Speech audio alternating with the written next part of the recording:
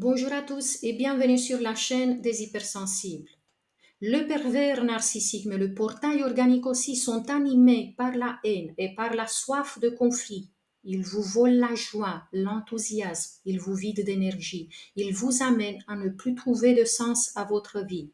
Aujourd'hui, j'ai décidé d'évoquer la thématique des conflits et des drames que les PN et les PO inventent en permanence pour vous déstabiliser. Et c'est Delphine qui m'a inspirée et qui témoignait du fait que les conflits avec eux peuvent aller très loin, même en justice. Et quand c'est le cas, il est très important de savoir se positionner parce qu'ils savent si bien fragiliser un hypersensible et le culpabiliser par après pour tous les malheurs qu'eux-mêmes ils ont créés. Et je précise, tous les conflits qu'ils créent, ils sont délibérément provoqués. Mais avant de voir quelle est la réaction la plus appropriée que vous pouvez avoir lors des conflits avec ces individus sans âme, on va voir pourquoi ils créent autant de drames. Alors, tout d'abord, c'est parce que la tranquillité les ennuie terriblement.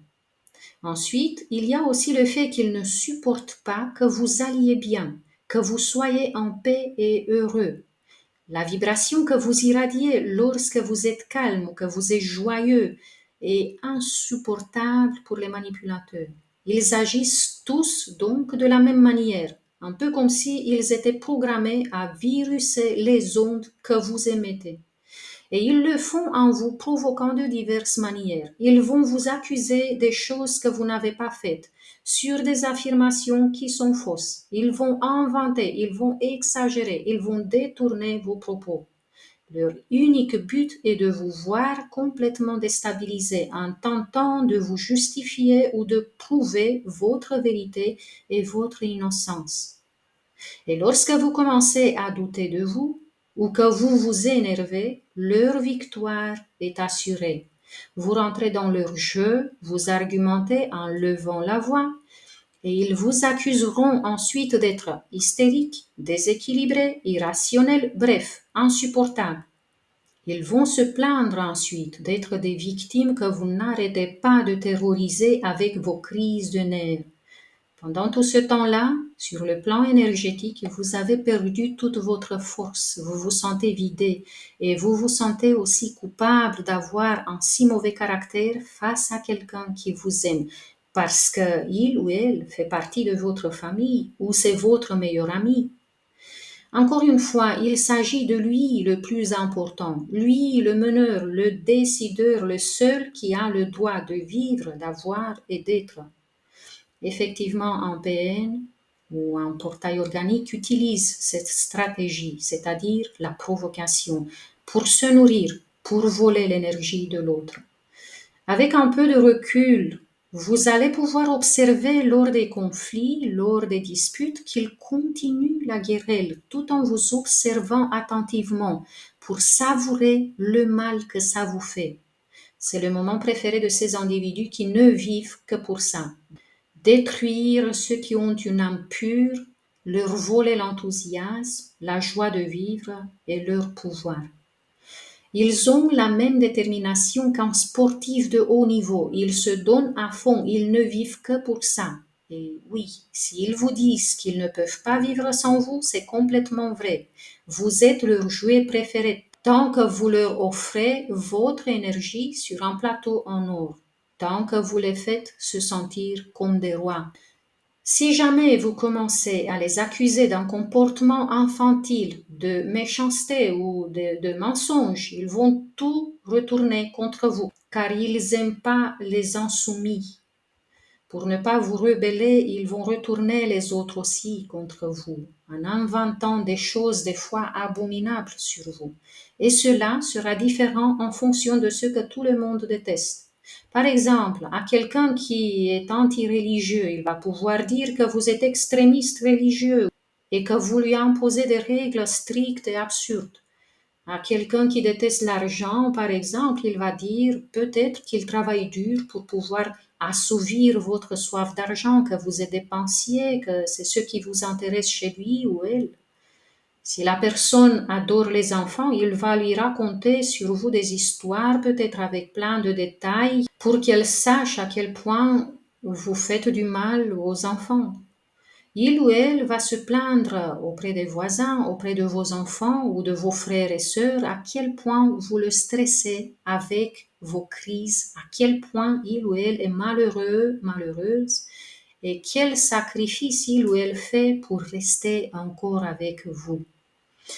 Et non, toutes ces personnes-là ne vont pas vous raconter ces détails car d'habitude, ils couvrent ces horreurs en leur demandant de ne pas vous en parler car ils risquent d'aggraver la situation.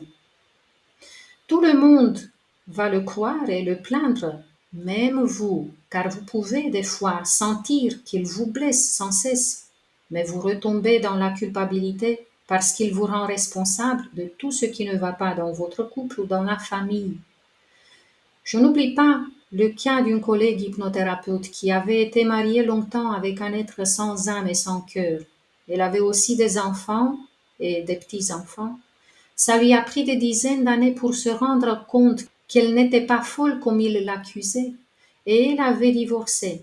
À partir du moment où elle a pris la décision de le quitter, les enfants ont refusé de la voir. Son ex-mari était mort entre-temps, mais les enfants refusaient toujours de lui parler. Sylvie avait un cœur d'ange, elle était très sensible et le fait que ses enfants ne voulaient plus avoir affaire à elle, alors qu'elle les avait élevés sans l'aide de son mari, ça l'avait tellement attristée. Elle avait fait un cancer des poumons, c'est le symbole de la tristesse absolue. Même en étant malade, ses enfants n'ont pas voulu l'accueillir à nouveau dans leur vie. Même en portant cette douleur dans son âme, elle était devenue thérapeute pour aider d'autres personnes à guérir leurs blessures. Oui, et je parle d'elle au passé parce que Sylvie n'a plus trouvé de raisons pour vivre et sa maladie l'a emportée. Elle n'avait jamais compris pourquoi ses enfants la détestaient autant. Elle ne pouvait pas concevoir qu'un père peut diviser la famille en retournant les enfants contre leur propre mère.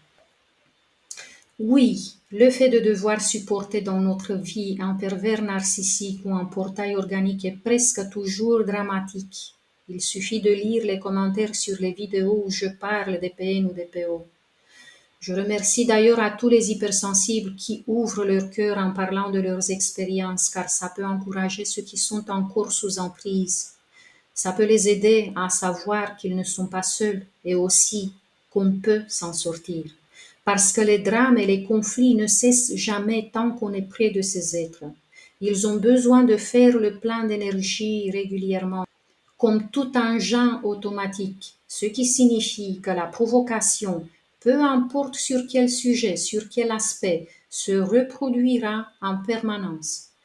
Pour que la recharge se fasse abondamment, ils vont utiliser comme motif de dispute ce qui vous affecte le plus.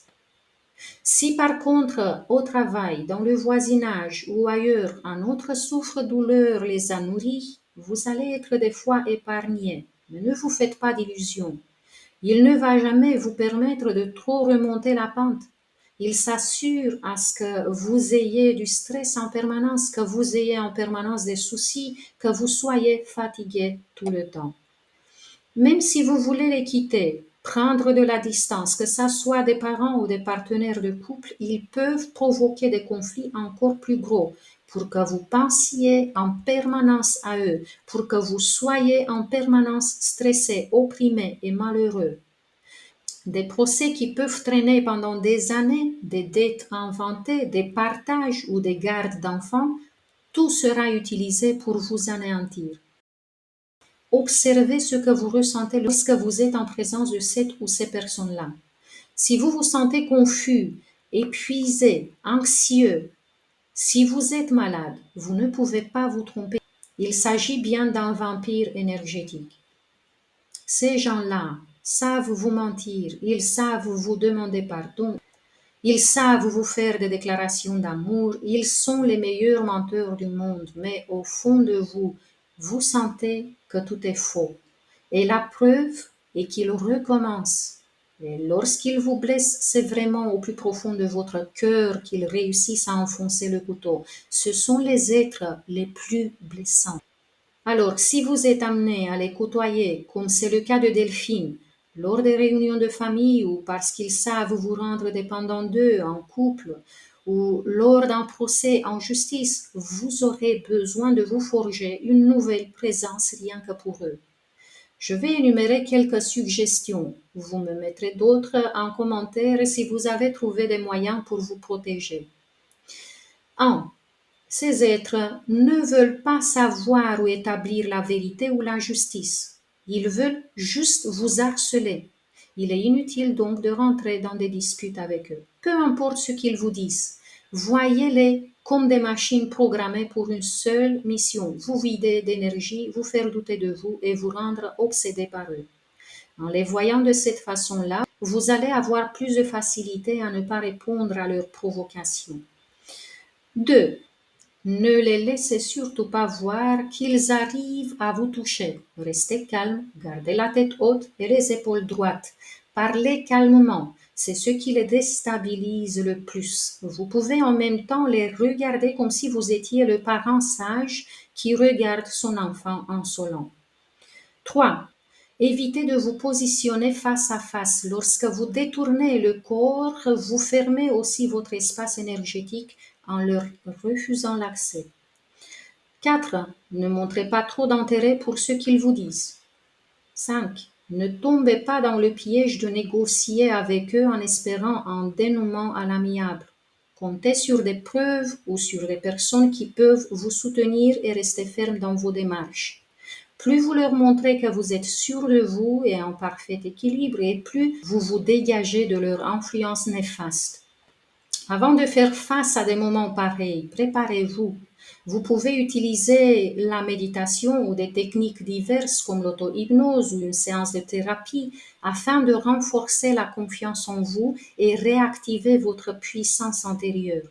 Et ce qui est le plus important, à chaque fois que cette ou ces personnes vous viennent à l'esprit, remplacez ces pensées avec quelque chose d'agréable pour vous, car si vous ne leur donnez plus votre attention, si vous ne dirigez plus vos pensées vers eux, vous leur retirez votre énergie et donc le pouvoir aussi. J'espère que tout cela vous sera utile. Si c'est le cas, rappelez-vous de liker mon podcast, de vous abonner à ma chaîne si ce n'est pas encore fait et de partager avec vos amis hypersensibles. Quelqu'un a peut-être besoin justement en ce moment d'un encouragement. C'était Claudia Stéphane, hypnopraticienne spécialisée dans la thérapie pour les hypersensibles et les surdoués. J'étais ravie de passer ce moment avec vous. Jusqu'à la prochaine fois. Je vous embrasse tous très fort. Prenez bien soin de vous.